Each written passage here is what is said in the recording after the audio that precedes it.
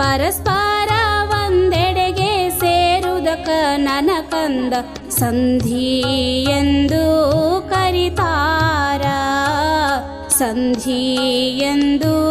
ಕರಿತಾರ. ಸ್ವರ ಮುಂದೆ ಸ್ವರ ಬಂದು ಸಂಧಿಯಾಗುವುದಕ್ಕ, ಸ್ವರ ಮುಂದೆ ಸ್ವರ ಬಂದು ಸಂಧಿಯಾಗುವುದಕ್ಕ ಕನ್ನಡ ಸಂಧಿಯೊಳಗ, ಕನ್ನಡ ಸಂಧಿಯೊಳಗ ನನ್ನ ಕಂದ ಸ್ವರ ಸಂಧಿ ಎಂದು